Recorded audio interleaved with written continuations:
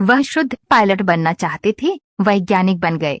उनके पिता उन्हें कलेक्टर बनाना चाहते थे पर वह राष्ट्रपति बन गए, यानी कुछ भी न उनकी मर्जी का हुआ न ही उनके पिता की मर्जी का। बेमर्जी से ही सही, उन्होंने जो कुछ किया उससे देश का गौरव बढ़ा और उन्हें भारत रत्न से सम्मानित किया गया। इस बीच बहुत कुछ बदलता गया लेकिन नहीं बदली तो उनकी सादगी। ऐसे प्रतिभाशाली व्यक्तित्व का जन्म तमिलनाडु के रामेश्वरम जिले के धनुषकोडी गांव में 15 अक्टूबर सन 1931 में हुआ। डॉक्टर अबुल पाकिर जैनुल आबिदीन अब्दुल कलाम यानी डॉक्टर एपीजे अब्दुल कलाम प्राथमिक शिक्षा पूरी कर हायर सेकेंडरी तक की पढ़ाई तो पूरी कर ली, परंतु आगे की पढ़ाई आर्थिक रुकावट आन पड़ी। तब कलाम के दादाजी, जिन्हें वे हब्बू कहा करते थे, अपने घर से पुरानी लकड़ी निकलवाकर नाव तैयार करवाई और उसे किराए पर लगा दिया। अब्दुल कलाम जी की पढ़ाई का खर्च किराए से, आमदनी होने वाले पैसे से होने लगी। आगे की पढ़ाई त्रिचुरापल्ली के सेंट जोसेफ में करने के समय ही उनकी नजर अंग्रेजी दैनिक समाचार पत्र हिंदू में छपी एक लेख पर पड़ी जिसका शीर्षक था स्पिटफायर अर्थात मंत्रबाण, जो प्राचीन भारतीय अस्त्र का नाम था जिसका प्रयोग द्वितीय विश्व युद्ध में गठबंधन सेनाओं मित्र राष्ट्र ने किया था। इस अखबार में छपे लेख को पढ़कर ही आग्नेय अस्त्र बनाने की बात कलाम के जेहन में आई। आर्थिक तंगी का मुकाबला करने के लिए ट्यूशन तथा अंग्रेजी दैनिक हिंदू में विज्ञान पर लेख व फीचर लिखना शुरू किया। बीएससी के उपरांत मद्रास इंस्टीट्यूट ऑफ इंजीनियरिंग से एरोनॉटिकल इंजीनियरिंग में प्रथम श्रेणी से डिप्लोमा हासिल किया। कैरियर चुनाव को लेकर मन में उठी दुविधाओं का जिक्र उन्होंने अपनी किताब माई जर्नी में किया है।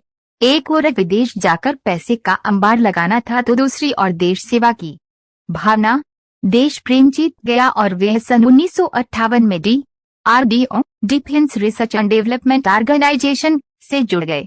अनुसंधान सहायक के रूप में कार्य करते हुए उनका तबादला 1963 में हैदराबाद से त्रिवेंद्रम हो गया। सन 1980 तक Vikram Sarabhai space research centre में काम करते हुए उन्होंने अंतरिक्ष विज्ञान के क्षेत्र में एक महत्वपूर्ण मुकाम हासिल किया। वह SLB-3 परियोजना के निदेशक थे। उनका ध्येय वाक्य था विज्ञान मिशन एंड गोल अर्थात दृष्टिकोण, ध्येय और लक्ष्य। डॉक्टर सर्वपल्ली राधाकृष्णन के बाद अब्दुल कलाम देश के दूसरे ऐसे राष्ट्रपति हैं जिनका किसी भी राजनीतिक दल से कोई लेना देना नहीं था।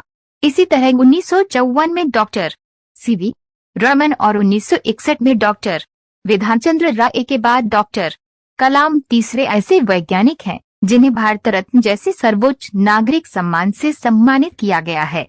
भारत रत्न के साथ अब्दुल कलाम को Padma Vibhushan 1990, Padma Bhushan 1981, national design award 1980, aeronautical society of India की ओर से डॉक्टर वीरेंद्र राय स्पम अवार्ड 1986, राष्ट्रीय नेहरू पुरस्कार 1990 से भी अलंकृत किया जा चुका है।